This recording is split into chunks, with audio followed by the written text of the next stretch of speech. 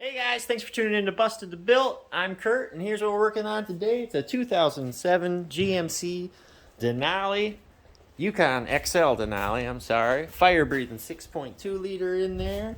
And this is a no crank, no start, just come in fresh off the hook.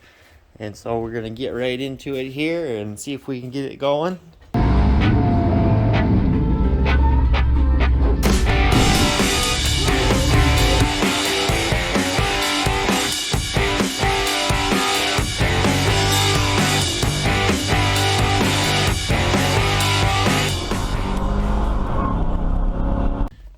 And so right at the driver's seat, and so key on, we got pretty much no illumination right off the bat in the cluster. It takes a second and then kicks on. Crank it, absolutely nothing. So other clues here, we've got no radio. I don't think the HVAC's working. The module's lit up. I'm sorry, it is working. It is working. Windows, no locks. And so we'll do a code scan on it and see what we're up against here. Alright, and then here we're going through a health report on it. And so checking through the engine control module, it's good, transmission's good. And say the body control, we got a code in here, but if you notice everything else is coming up not equipped here. So I know it has a digital radio receiver, I know that it has a driver door switch, HVAC control module, instrument panel, cluster, liftgate module, memory, seat module, park assist module. We know it has all of those, though it's reading not equipped. So guessing right now that our low speed network, which is the network that all those modules are on, is probably offline right now for one reason or another. So it looks like everything on the high speed there was working. Let's say if we jump back up, like I say, to all the stuff here that has no fault code or a fault code, it was reading that, but not picking up anything else. So likely our low speed network is down, but we'll pull up a wiring diagram here and see what we are up against with that too after this thing completes, and then we'll see what's stored in the other modules. Two codes: lost communication with vehicle dynamics control module, and then the EBCM system disabled, information stored, invalid, serial data received. So not a whole lot of clues there, but obviously we've got more than 4 modules in the car. So I'll pull up a diagram and then see what is happening here. Alright, so here we got a diagram pulled up of the low speed network, and so all these dark green wires are coming in to this splice pack right here and right here, and then those two are linked together by this wire right here, and then comes out at the data link connector on pin number 1 is dark green. So what we can do is we'll just check our bias voltage right there at the connector, and then we'll see if this if one of these modules is shorted to power or shorted to ground, and then from there we'll go about isolating the different circuits to figure out which module is actually giving us the trouble here and try to restore the rest of the network and see if we can get this thing to start. So this splice pack right here, SP200, is the upper left corner of passenger compartment behind the instrument panel, and then over here is SP300, and that is behind the bottom of driver side B pillar. So that's where we're going to be isolating these circuits at, and then see if we can, like I say, bring this network back. Alright, so now we're here at the data link connector, and we're going to check, see what kind of bias voltage we've got here on the low speed network. Pin number 1. Jam that in there, and we'll put a lead off the meter on there. See if we can get the meter in the shot here. See what kind of voltage we've got on this. So I'm with my other lead here. I'm going to come over and put that on ground. Basically nothing there. So do we have a ground? And we'll come over here onto pin 16, which should be hot, and then we'll check there. So that lets us know that we've got a ground here on our low speed network, and we'll see if that's a direct short to ground. And so we'll check that with our test light here.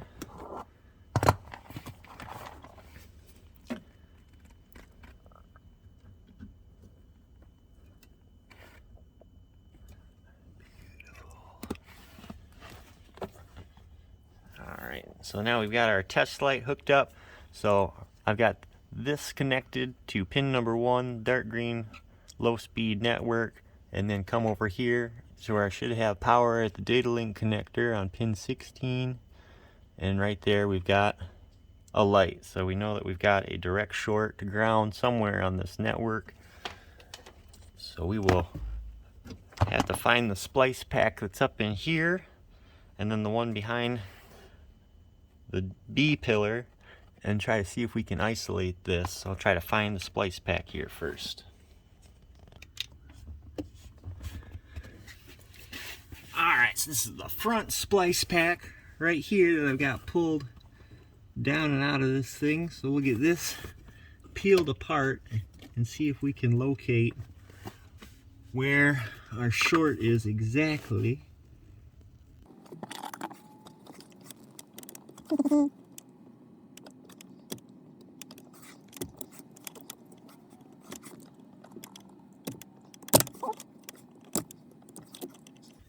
So there's our splice pack, that clip there, and that just joins all those terminals together in this one connector right here.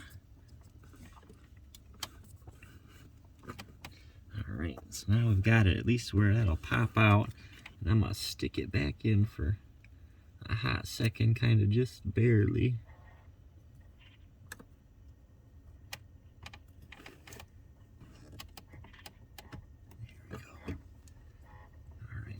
That back in.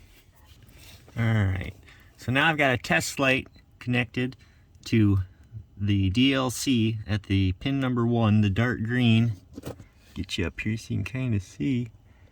Right here is where I'm plugged in, and so right here, that's dark green. Down here, that's battery power, and so I've got my test light plugged in, so that way we know we've got this short handy. I'll see if I can set the light so you guys can see it. Let me back you up. There you go. So there you can see the light. Oops, right there. Now I got the splice pack, and when I pull this, ideally that'll go out because we're going to cut power to everything, or not power, but we're going to cut this circuit apart. So pop this out. Bingo. Test light goes out. So now we can probe all these, and then we'll see where our light lights up to see which module or which circuit we're having an issue with here. And so we'll come out of terminal 1 on the data link connector.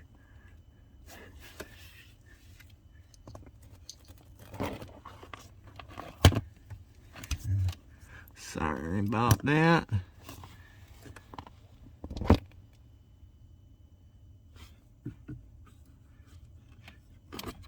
It's really hard to see. Let me back you guys out just a hair here. Okay, so now I've got the test light right here.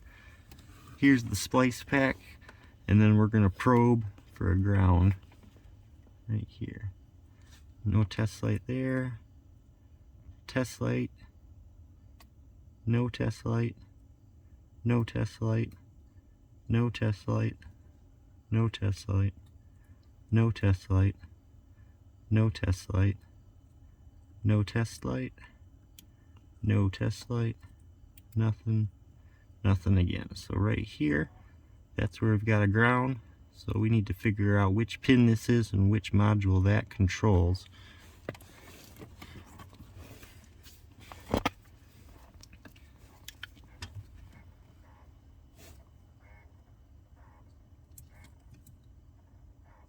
Alright, we're labeled A, B, C, D, E, F, G, H, IJK LM. So we are on L question mark. Okay, we are.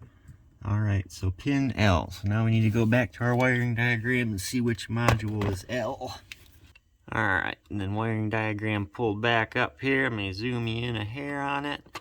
And you can see that on the Splice Pack 200, which is up in the driver front, there's L, and L bridges over to the Splice Pack that's going to be in the B pillar. So we know everything up here is good. I suspect if I just pull this terminal out, bend it over, whatever I got to do so that's not making contact, that the truck will probably run and start, just kind of quick and dirty. So we'll see what happens here. Alright, now here on the Splice Pack, what I've done is I just took L right out of the connector. So that was right, that second hole down, right there, is where that was at. And so now I'm going to put the Splice Pack back in, see if we can get the truck to start.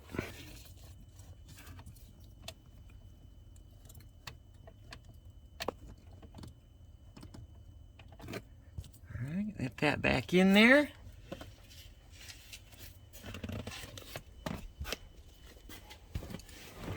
So let's go do a key off, and when we turn the key on, we'll see if everything lights up like it's supposed to. Bingo. And radio. Jamming. Nothing wrong with that though either. Fire?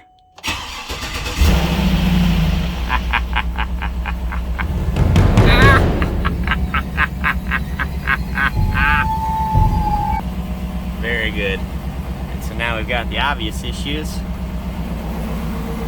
Alright, so now we gotta dig in to right here is the other Splice Pack, and we're gonna figure out whether we've got that network is shorted, just the wiring, or whether we've got a module in the back here somewhere. And then right here is where that one lives, behind the B pillar. Open that thing up and it's kind of tucked into this little area. So now I'll try to get all set up here, get you focused on that. Okay, beautiful.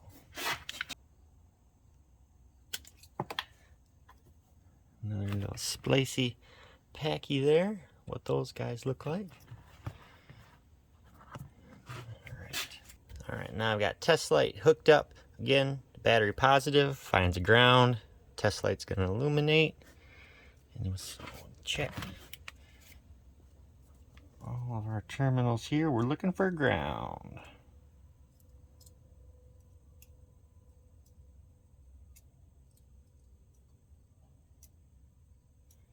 And we got it right there.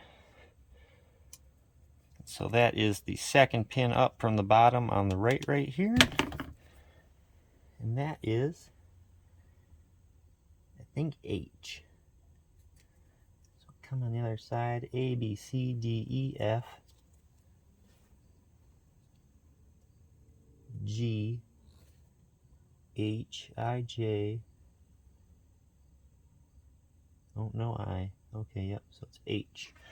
Back to the wiring diagram. H is shorted. Over here at the wiring diagram, Splice Pack 200, right here where we're at. And if we go to H, follow that over, remote control door lock receiver.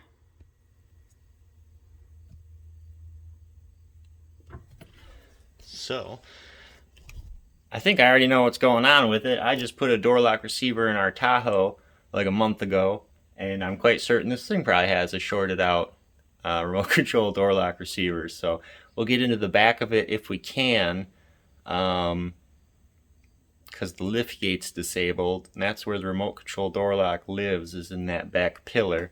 So let me see what I can do to try to get at it here, and then we'll try to confirm my suspicion.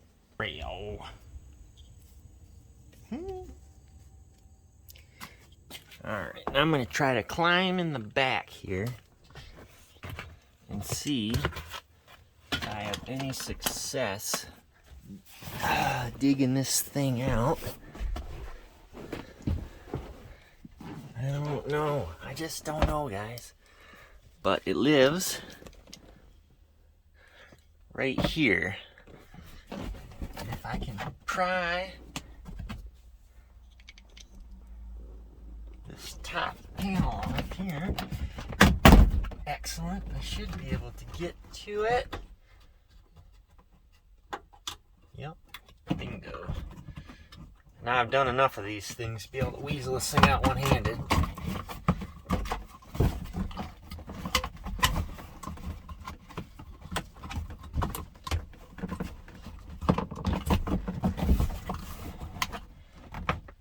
Yep, there it is, in all of her glory. Excellent. And we'll just give her the unplug-a-rooski. Oh, yeah. Oh, it's melted? Is it? Holy cow, it is.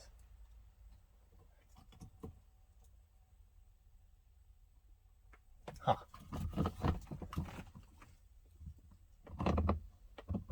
I've not seen that yet. Let's see if you guys can check that out at all. Probably not.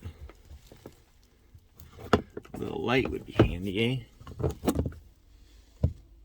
Can't still really see that it's burnt. You can see it better on this connector.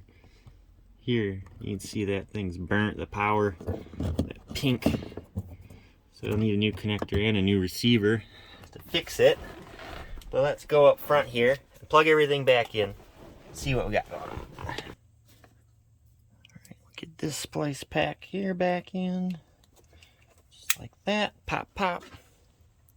Alright, so now we got everything plugged back in. We got the splice pack in here plugged back in. We got the splice pack up here plugged back in. Everything's plugged back in except for the remote control door lock receiver back there. Fire it up. I'm sure she's gonna fire. Whee! She goes.